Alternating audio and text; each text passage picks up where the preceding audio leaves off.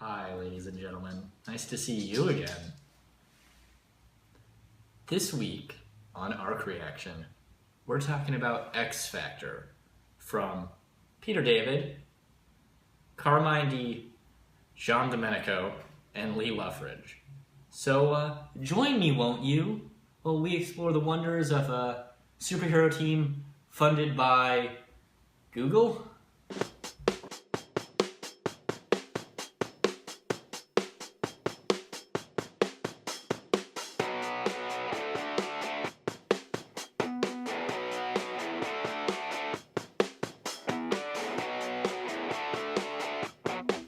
So, hey everybody, let me tell you about X Factor. You see, it's a team funded by a man named CEO, President Snow, not to be confused with, the guy from Hunger Games. And he's decided to put together a superhero team, and it has Polaris, and Quicksilver, and Danger, and Cypher, and Warlock, and Gambit's there. And I think that's the entire team. I'm probably forgetting somebody. But he throws together his team. You're thinking, evil corporation. That's going to end poorly. That's not a good idea. And you're not entirely wrong. But you know what? It actually sort of doesn't. You think it's going to go that way, evil CEO, and it just, okay, to go on missions. They're just an X-Men team sort of thing. It's X Factor. Okay, that's fine. Now, in this final arc, in this final issue, they wrap it all up. We get to see where Peter David's been taking the story. And he's chosen to do focus on two little storylines. The first story that I'm going to talk about is, the B story, is the romance between Danger and Warlock, which has been a thing. Danger slept with Cypher, but Warlock's in love with Danger. There's a little love triangle. It's very, what is it? It's very Truffaut and French New Wave, but with robots and X-Man. Peter David chooses to wrap up the story with Warlock and Danger, and they meet up.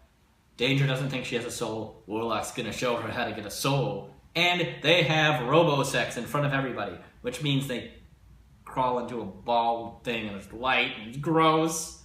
And, it feels like, okay, they're gonna probably become a new character or something to merge. It'll be weird, but we don't really get to see how that ends because this is the last issue of all new X Factor. Oh, yeah. So that's the B story.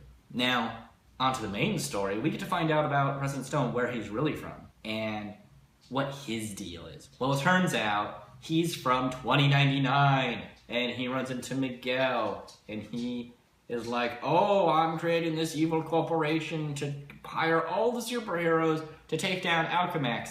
That's not really that evil at all. I guess he's a good CEO. But hire all the superheroes. Okay, well, maybe that sounds a little evil. You're sort of on the fence about him. Okay.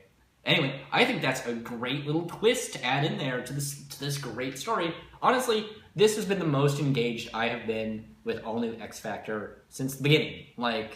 There's been some good stories here and there, but this is okay, I want to read more of this. But the problem is it's over. So we're going to have a talk.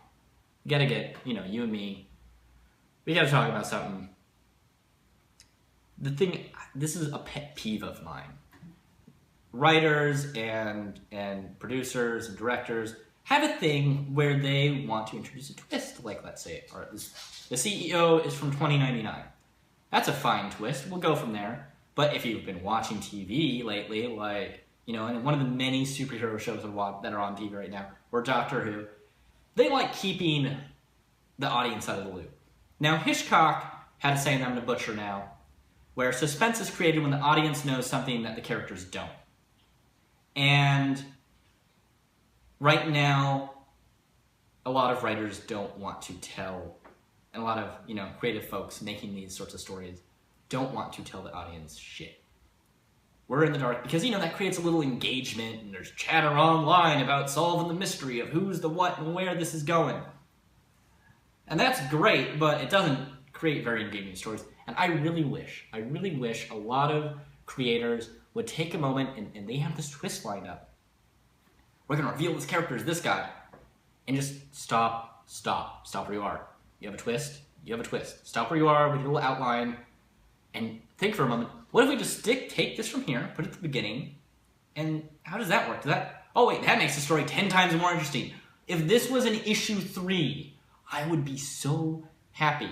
There would be so much momentum in the story. It would create all these things.